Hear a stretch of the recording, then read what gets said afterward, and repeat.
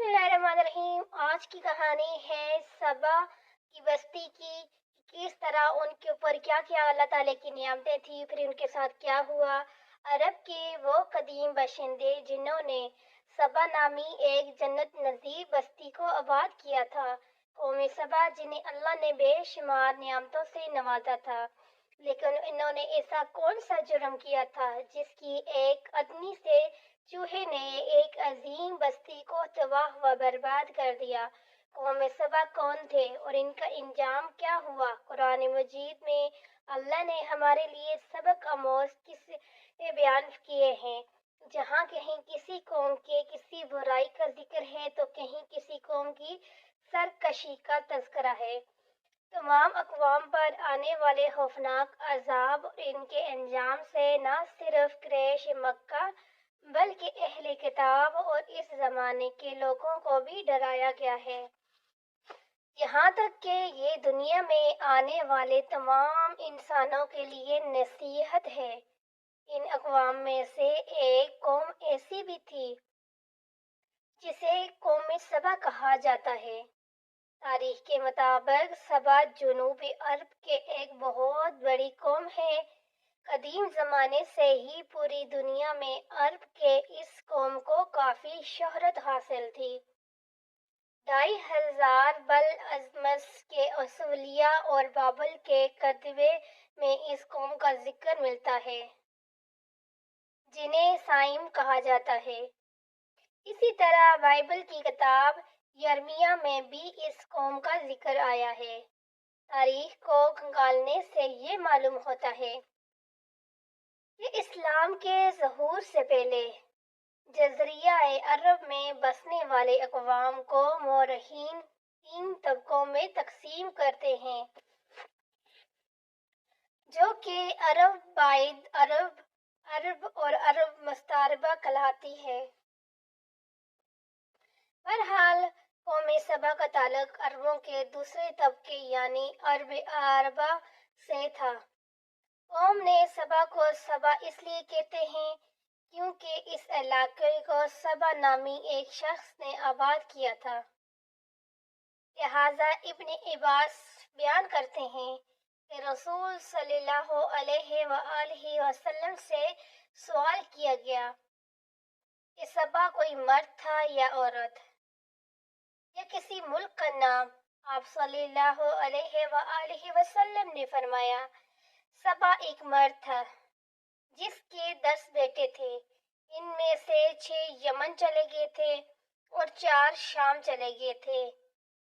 सुबह शाम भी नूह के बेटे पहचान की औलाद थी, यानी यही वजह है कि इन लोगों को कतानी अरब भी कहा जाता है।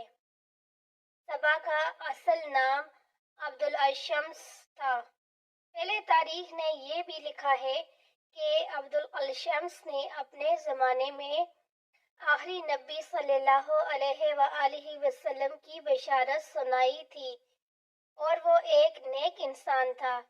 सबा जनूबी अरब के तमाम कबाइल का जद अमजद था।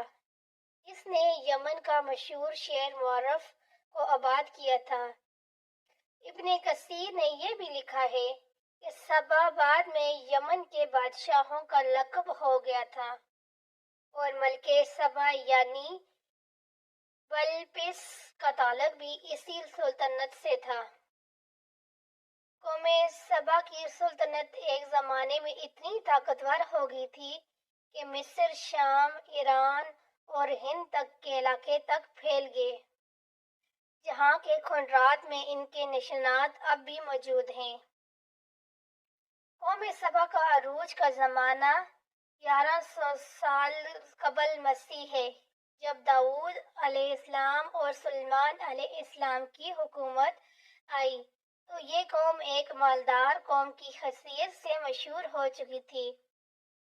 इब्तिदा में इस कौम के लोग सूरज की परस्तश किया करते थे, लेकिन जब मक्के बल्कीस की हुकूमत आई तो सुलेमान अलैहिस्सलाम के हाथों कौम सबा के लोगों को मुसलमान हो गए और शिर्क व बुत परस्ती तर्क कर दी। امام ابن کثیر لکھتے ہیں کہ قوم سبا کے علاقے میں مادر نامی ایک شہر تھا۔ یہ شہر ملک کے نامی دو پہاڑوں کے درمیان تھا۔ پہاڑوں سے بارش کا پانی آنے کی صورت میں یہ شہر ہمیشہ سیلابوں کی زرد میں رہتا تھا۔ لہٰذا اس شہر کے بادشاہوں نے، جس میں ملکہ بلقیس کا نام بھی آتا ہے، دونوں پہاڑوں کے درمیان ایک مضبوط بند تعمیر کیا، جس نے سیلاب کو روک کر پانی کا ذخیرہ بنا دیا۔ بند کے اندر اوپر نیچے پانی نکلنے کے لیے 3 دروازے بنائے گئے۔ اس بند کے نیچے ایک بڑا تالاب تھا، جس میں 12 نہریں نکالی گی، جو شہر کے مختلف اطراف میں پہنچائی گی۔ دونوں پہاڑوں کے کناروں پر باغات لگائے گئے تھے، جس میں ہر طرح کے درخت اور ہر قسم کے پھل بکثرت پیدا ہوتے تھے۔ کہتے ہیں کہ قدرت کی فراوانی اس قدر تھی کہ ایک عورت سر پر ٹوکری لے کر چلتی تو درختوں سے ٹوٹ کر گرنے والے پھلوں سے اس کی وہ ٹوکری خود بخود بھر جاتی۔ سبحان اللہ، سبحان اللہ۔ سینکڑوں میلوں میں پھیلے باغات کا سلسلہ دیکھنے میں تھی یوں لگتا تھا کہ یہ ایک خوابوں کا شہر ہے۔ قسم قسم کے پھلدار درختوں اور پھولوں کی کثرت سے پورا علاقہ معطر ہو گیا تھا، اور جب ہوا چلتی تو اس خوشبو سے لوگ لطف اندوز ہوا کرتے تھے۔ وہی خود اس علاقے میں عود، عنبر، مشک، دار چینی اور بے شمار چیزوں کی پیداوار ہوتی تھی۔ اللہ نے اس علاقے کو بلد طیبہ قرار دیا ہے، جس میں سردی گرمی کا اعتدال اور آب و ہوا ایسی صحت بخش کہ پورے شہر میں مچھر، مکھی، سانپ، بچھو جیسے موذی جانور کا نام و نشان بھی نہیں تھا۔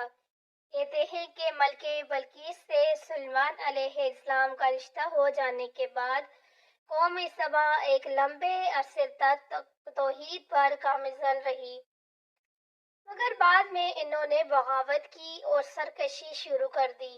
وہ لوگ کافر ہو گئے، ان کے اندر شرک و بت پرستی کا زور ہو گیا۔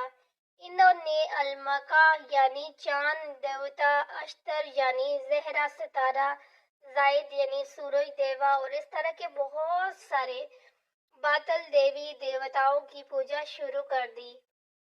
نہ صرف شرک بت پرستی بلکہ قوم سبا کے لوگ نہایت ہی عیش پسند اور اللہ کے ناشکر بن گئے تھے، اور مال و دولت کے نشے میں شروع میں ہی مست ہو چکے تھے، تو وہ خدا کی یاد سے غافل ہو گئے۔ اتنی ساری نعمتوں اور راحتوں کے فراوانی کے باوجود وہ اللہ کو بھول بیٹھے اور دنیا کی دل فریبیوں میں ہی مست ہو گئے۔ قوم سبا کے لوگ اثرات کرنے لگے تھے اور خدا کی دی ہوئی نعمتوں کو بیجا برباد کرنے لگے تھے، یعنی کہ وہ بہت زیادہ اسراف کرنے لگے تھے۔ حالت یہ تھی کہ یہ لوگ خالی گندم کی بنی روٹیوں سے بچوں کے بدن کی گندگی صاف کیا کرتے تھے۔ بعد میں ان گندی روٹیوں کو اکٹھا کرنے سے ایک پہاڑ بن گیا تھا، جس سے کوئی صالح شخص انہیں اس عمل سے ڈراتا اور اللہ کا خوف دلاتا تو وہ جواب دیتے کہ جاؤ، ہمیں بھوک اور اناج کی کمی ہے، کوئی ڈر نہیں، ہمارے پاس بہت سارے پھل، گندم اور میوہ جات ہیں۔ عرض یہ کہ نعمتوں کی کثرت میں انہیں غافل کر دیا۔ کہتے ہیں کہ وقتاً فوقتاً قوم سبا کی طرف 13 پیغمبر مبعوث کیے گئے۔ بہت سارے پیغمبر ان کی طرف آئے، لیکن ان 13 پیغمبروں کا ذکر قرآن و حدیث کسی بھی تاریخ کے حوالے میں موجود نہیں ہے۔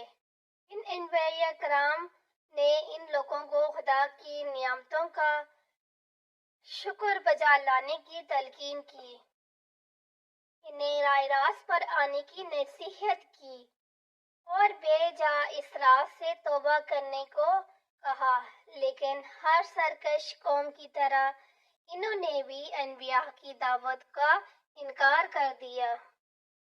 اللہ نے انہیں سنبھلنے کی کافی مہلت دی، اپنے کفرانہ نعمتوں پر قائم رہے، لہٰذا اللہ نے ان کی گرفت کرنے کا فیصلہ فرما دیا۔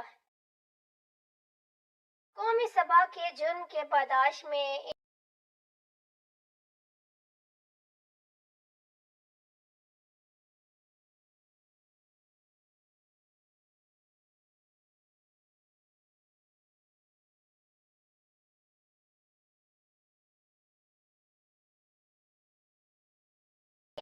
ان پر اندھے جانوروں کو مسلط کر دیا۔ ان صحرائی چوپندروں اور چوہوں نے ان کے عظیم مارے میں ٹیم کا رخ کیا اور بند کو نیچے سے کھودنا شروع کر دیا اور اس میں سوراخ کرتے چلے گئے۔